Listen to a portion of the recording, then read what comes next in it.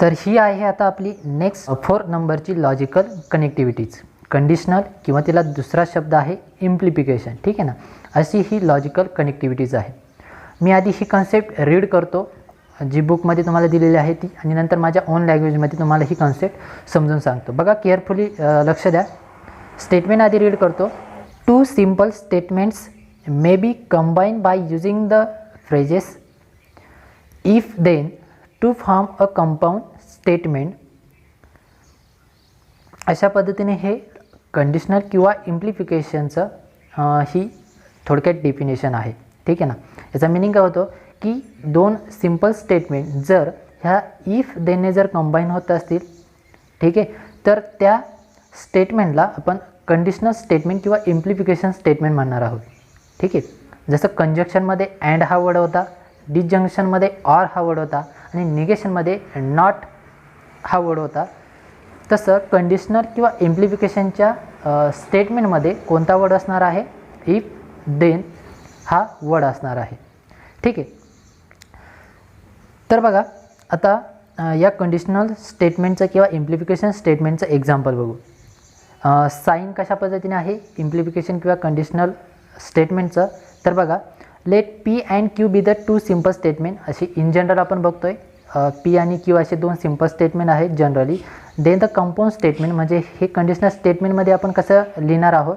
If, त्यानंतर simple statement P म्हणजे first statement असणार आहे, then Q is called the conditional or इम्प्लिफिकेशनचं स्टेटमेंट. ठीक आहे, या पद्धतीने असणार आहे. म्हणजे आधी इफ असेल, त्यानंतर सिम्पल एक स्टेटमेंट असेल, त्यानंतर हे देन हा वर्ड असेल, आणि नंतर पुन्हा एकदा सिम्पल स्टेटमेंट असेल. ठीक आहे. अशी जी रचना आहे ती या कंडिशनल किंवा इम्प्लिफिकेशनच्या स्टेटमेंटची असणार आहे. ठीक आहे. त्यानंतर denoted by P implies Q किंवा पी इम्प्लिफिकेशन क्यू असं देखील आपण म्हणू शकतो. एकतर हे सिम्बॉल यूज करा किंवा या पद्धतीचं सिम्बॉल यूज करा. हे झालं इम्प्लिफिकेशनचं किंवा कंडिशनलचं सिम्बॉल. त्यानंतर it is read as P implies Q. ठीक आहे ना. आत्ताच आपण बघितलं पी इम्प्लाइज म्हणा किंवा कंडिशनल म्हणा. ठीक आहे. In the conditional P implies Q, P is called the antecedent or hypothesis and Q is called the consequence or conclusion. ठीक आहे ना. सो इथे हायपोथेसिस हा वर्ड लक्षात ठेवा आणि सिम्पल आहे म्हणून, आणि इथे कंक्लुजन हा वर्ड लक्षात ठेवा. म्हणजे पी मीन्स हायपोथेसिस असणार आहे आणि क्यू मीन्स आपलं कंक्लुजन असणार आहे. तर अशा पद्धतीने या कंडिशनल किंवा इम्प्लिफिकेशन स्टेटमेंटची ही पूर्ण थिअरी आहे.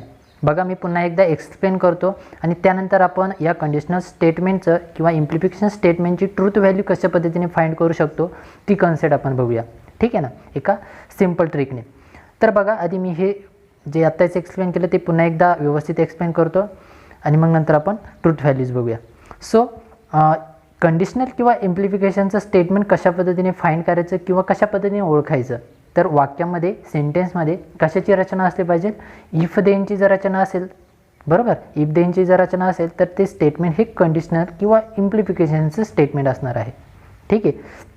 आणि कंडिशनल किंवा इम्प्लिफिकेशनच्या स्टेटमेंटमध्ये 2 सिम्पल स्टेटमेंट असणार आहेत, लक्षात घ्या, पी आणि क्यू या पद्धतीने.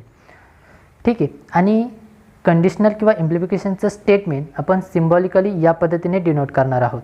यापैकी कोणतंही साईन यूज केलं तरी चालेल. आणि अजून एक कन्सेप्ट कोणती, की जो पी आहे म्हणजे फर्स्ट स्टेटमेंट आहे त्याला आपण हायपोथेसिस म्हणणार आहोत सिम्पल वर्डमध्ये. ठीक आहे ना. आणि जो क्यू आहे तो आपला कंक्लुजन असणार आहे, निष्कर्ष असणार आहे. ठीक आहे. हा थोडक्यात एक्सपेरिमेंट, आणि एक्सपेरिमेंट कंप्लीट झाल्यानंतरचा आपला कंक्लुजन असणार आहे, निष्कर्ष असणार आहे, तो आपला क्यू हे स्टेटमेंट असणार आहे. ठीक आहे. अशा पद्धतीने ही कंडिशनल किंवा इम्प्लिफिकेशनची थिअरी आहे. तर चला आता आपण अभ्यास करूया या ट्रूथ टेबलचा फॉर कंडिशनल स्टेटमेंटसाठी. म्हणजे कशा पद्धतीने कंडिशनल स्टेटमेंटच्या ट्रूथ व्हॅल्यूज आपण फाइंड करू शकतो त्याचा अभ्यास करूया. ठीक आहे. याच्या आधी आपण जी थिअरी बघितली त्यामध्ये पी हा आपला हायपोथेसिस असणार आहे, बरोबर, आत्ताचा अभ्यासला हायपोथेसिस, आणि क्यू हे जे स्टेटमेंट आहे ते आपलं कंक्लुजन असणार आहे. आणि आता कंडिशनल स्टेटमेंटसाठी तुम्हाला लक्षात काय ठेवायचं आहे इम्प्लिफिकेशनच्या स्टेटमेंटसाठी, की जो क्यू हे स्टेटमेंट आहे, कंक्लुजनचं जे स्टेटमेंट आहे ते नेहमी ट्रू असणार आहे. ठीक आहे ना, लक्षात घ्या. हां, हे काय पाहिजे आपल्याला नेहमी ट्रू पाहिजे. तरच आपल्याला ट्रूथ टेबलच्या व्हॅल्यूज फाइंड करता येतील.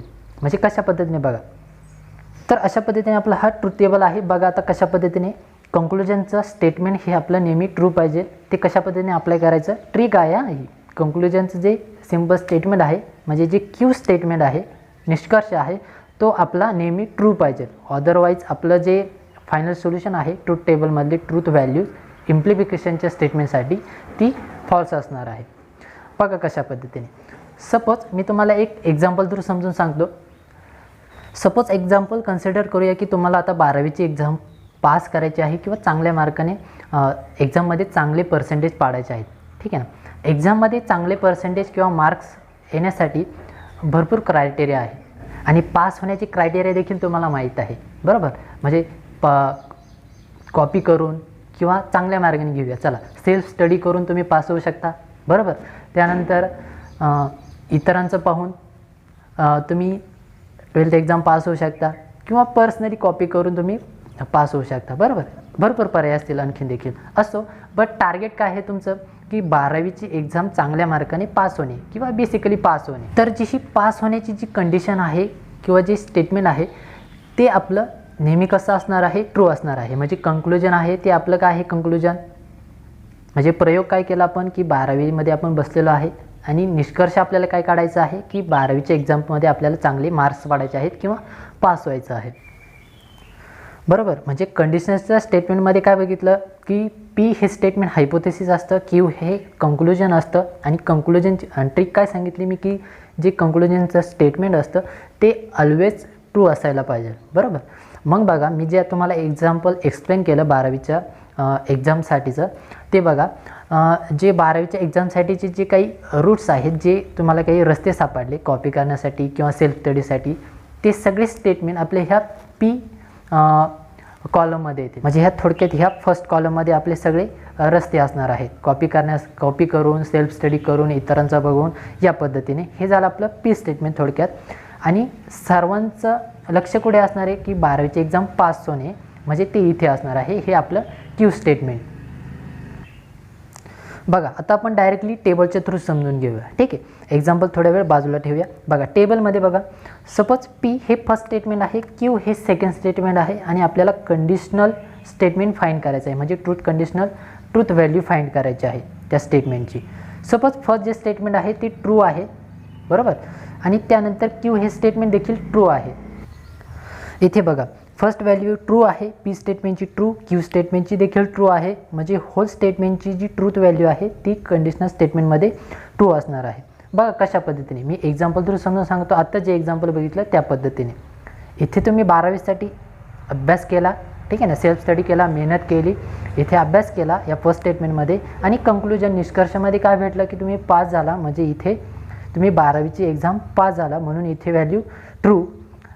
अभ्यास केला, पास झाला म्हणून तुमचं टार्गेट सक्सेस झालं, कंप्लीट झालं म्हणून इथे व्हॅल्यू कोणती आली, ट्रू आली. ठीक आहे ना. कंडिशनल स्टेटमेंटची ट्रूथ व्हॅल्यूज बघत आहोत. बघा नेक्स्ट, सपोज तुम्ही इथे अभ्यास केला. ठीक आहे ना. अभ्यास केला बट एक्झाममध्ये तुम्ही फेल झाला. होतं अशी कधी कधी कंडिशन येते बऱ्याच जणांसाठी. ठीक आहे ना. अभ्यास केला पण फेल झालो एक्झाममध्ये. सो इथे अभ्यासही केला बट एक्झाममध्ये काय झालं, फेल झालं. ऑब्वियसली त्याचं टार्गेट सक्सेस झालं की अनसक्सेस झालं, तर ऑब्वियसली तो त्या टार्गेटमध्ये अनसक्सेस झाला. ठीक आहे ना. म्हणजे इथे व्हॅल्यू कोणती येणार आहे, फॉल्स येणार आहे. अभ्यास केला बट एक्झाममध्ये तो फेल झाला म्हणून इथे आलं ते फॉल्स. बरोबर. आणि त्याचं अचीव अनकम्प्लीट झालं. ठीक आहे ना. अचीव सक्सेस नाही झाल्यामुळे तो इथे काय झालं, त्याचं टार्गेट अनकम्प्लीट असल्यामुळे इथे व्हॅल्यूज कोणती आली, फॉल्स आली. ठीक आहे. समजून घ्या, सिम्पल आहे. बघा इथे व्हॅल्यू, फर्स्ट व्हॅल्यू आहे फॉल्स, नंतर इथे ट्रू आहे आणि नंतर इथे फायनल व्हॅल्यूज ट्रूथ टेबलमध्ये ट्रू भेटते. ठीक आहे ना. म्हणजे इथे अभ्यास नाही केला बट तरी तो पास झाला. इथे सेकंड ज्याचं ते कंक्लुजन आहे किंवा तो 12वी एक्झाम पास झाला. ठीक आहे ना. असं होतं कधी कधी. म्हणजे वर्षभर अभ्यास नाही करायचा बट एक्झामच्या वेळेस इतरांचं पाहून सेल्फ कॉपी करून किंवा कोणतेही ट्रिक वापरून एक्झाम पास करून घ्यायची. बरोबर. म्हणजे तो त्याच्या 12वीच्या एक्झाम्समध्ये पास झाला म्हणजे त्याचं टार्गेट कंप्लीट झालं म्हणून इथे फायनल व्हॅल्यूज किती भेटली, ट्रू भेटली. बरोबर. म्हणजे इथे अभ्यास नाही केला बट एनी ट्रिक वापरून तो इथे त्याचं सक्सेस त्याने कंप्लीट केलं, 12वी पास झाला आणि इथे फायनल व्हॅल्यूज काय भेटली, त्याचं टार्गेट कंप्लीट झाल्यामुळे ट्रू भेटली. ठीक आहे ना. अशा पद्धतीने बघा. आता लास्ट कंडिशन बघूया. इथे आहे फॉल्स, इथे आहे false, but it is here is truth value is true. कशा पद्धतीने बघा, इथे अभ्यास नाही केला, ठीक आहे, अभ्यास न केल्यामुळे पास देखील नाही झाला, म्हणजे कोणताही क्रायटेरिया यूज करून तो पास देखील नाही झाला, म्हणजे त्याचं सक्सेस कंप्लीट झालं की अनकम्प्लीट झालं, अनकम्प्लीट झालं. बघा ना, अभ्यासही नाही केला, पासही नाही झाला. त्याच्यामुळे दोन्ही कंडिशन जर एकत्र केल्या, अभ्यास न केल्यामुळे आणि पास न झाल्यामुळे, त्याचं अचीव कंप्लीट झालं की अनकम्प्लीट, तर अनकम्प्लीट झालं. बरोबर, अनकम्प्लीट जे त्याचं अचीव आहे ते ट्रू आहे की फॉल्स आहे, तर ऑब्वियसली ट्रू आहे ना, कारण त्याने अभ्यासही नाही केला आणि सक्सेसही नाही मिळवलं, म्हणजे जे पूर्ण जे होल स्टेटमेंट आहे, जे हे पूर्ण होल स्टेटमेंट आहे ते ट्रू असणार आहे. ठीक आहे, या पद्धतीने. तर अशा पद्धतीने ही एक ट्रिक आपण या ट्रिकने ह्या कंडिशनल स्टेटमेंटची ट्रूथ व्हॅल्यू समजून घेतली. ठीक आहे ना.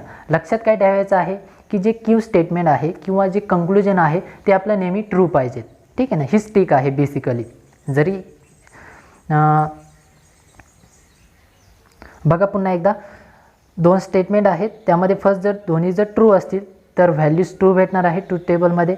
जर फर्स्ट ट्रू असेल बट कंक्लुजन जर फॉल्स असेल तर इथे काय येणार आहे, फॉल्स येणार आहे. कंक्लुजनकडे लक्ष द्यायचं आहे. ठीक आहे ना, कंक्लुजन. त्यानंतर इथे फॉल्स आहे बट कंक्लुजन जर ट्रू असेल तर ऑब्वियसली इथे ट्रू येणार आहे. ठीक आहे, कंक्लुजन ट्रू असल्यामुळे इथे ट्रू येणार आहे. इथे फॉल्स आहे, इथेही फॉल्स आहे, कंक्लुजनसुद्धा त्याचं फॉल्स आहे, इथेही फॉल्स आहे, बट त्याचं होल स्टेटमेंट हे फॉल्स येणार आहे आणि ते ट्रू असणार आहे, म्हणून इथे काय येणार आहे, ट्रू येणार आहे. जसं एक्झाम्पल थ्रू आपण बघितलेलं आहे. ठीक आहे ना. अशा पद्धतीने. सो ही झाली कंडिशनल स्टेटमेंटची ट्रूथ व्हॅल्यू. या पद्धतीने आपण फाइंड करू शकतो. ही ट्रिक केवळ लक्षात ठेवण्यासाठी किंवा पुढील एक्झाम्स सॉल्व करण्यासाठी आपल्याला लक्षात ठेवायचे आहे. चला आता आपण या कंडिशनल स्टेटमेंटचे काही एक्झाम्पल्स बघूया. ठीक आहे ना. सिंपल आहेत. बघा, स्टेटमेंट टू सिम्बॉलिकल फॉर्ममध्ये करायचं आहे. आधी आपण या टाईपचे एक्झाम्पल कंजक्शन, डिस्जंक्शनमध्ये आणि निगेशनमध्ये देखील बघितलेले आहेत. सो फर्स्ट एक्झाम्पल बघा, if the sky is clear then the sun is shining. असे दोन स्टेटमेंट आहेत. बघा, इफ आणि देनची रचना आहे, म्हणून हे कोणतं स्टेटमेंट आहे, कंडिशनलचं स्टेटमेंट आहे. ठीक आहे ना, किंवा इम्प्लिफिकेशनचं स्टेटमेंट आहे. कोणताही वर्ड लक्षात ठेवा. सो आपल्याला हे सिम्बॉलिकल फॉर्ममध्ये लिहायचं आहे. स्टेटमेंट टू सिम्बॉलिकल, देअरफॉर आपल्याला दोन सिम्बल्स घ्यावे लागतील, कारण दोन स्टेटमेंट असणार आहेत. बरोबर, दोन सिम्पल स्टेटमेंट आहेत. तर बघा, फर्स्ट सिम्पल स्टेटमेंटसाठी आपण पी मानूया, small p. The sky is clear. बरोबर, द स्काय इज क्लिअर. आणि सेकंड जे स्टेटमेंट असणार आहे देन नंतरचं ते क्यू असणार आहे. Then the sun is shining, म्हणजे द सन इज शायनिंग हे आपलं क्यू स्टेटमेंट असणार आहे. ठीक आहे, या पद्धतीने. आणि मग आता सिम्बॉलिकली लिहायचं आहे. सिम्बॉल कोणतं असणार आहे, तर इम्प्लाइजचं सिम्बॉल असणार आहे. म्हणजे या पद्धतीने पी इम्प्लाइज क्यू किंवा पी कंडिशनल क्यू, या पद्धतीने. ठीक आहे, अशा पद्धतीने हे सिम्बॉलिकल फॉर्म.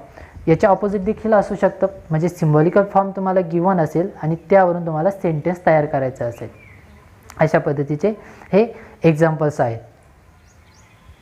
त्यानंतर अजून एक महत्त्वाचं, जर कंडिशनल किंवा इम्प्लिफिकेशनचं स्टेटमेंट जर ओळखायचं असेल तर त्यामध्ये अजून या पद्धतीचे वर्ड देखील असतात, किंवा आपण असं देखील म्हणू शकतो, P is a sufficient for Q किंवा Q is a necessary for P, P implies Q, किंवा फोर्थमध्ये आपण म्हणू शकतो पी ओनली इफ क्यू, आणि last one is Q follows from P.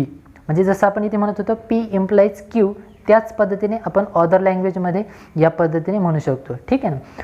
तर ही झाली कंडिशनल स्टेटमेंटची किंवा इम्प्लिफिकेशन स्टेटमेंटची पूर्ण कन्सेप्ट. ठीक आहे, पहिल्यांदा आपण थिअरी बघितली, त्यानंतर त्या कंडिशनल स्टेटमेंटची ट्रूथ व्हॅल्यूज कशा पद्धतीने फाइंड करू शकतो ते एका एक्झाम्पलने बघितलं. तर अशा पद्धतीने आजच्या लेक्चरमध्ये बस एवढंच. व्हिडिओ आवडला असेल तर नक्की लाईक करा, शेअर करा. चॅनलवर जर नवीन असाल तर चॅनलला जरूर सबस्क्राईब करा. धन्यवाद.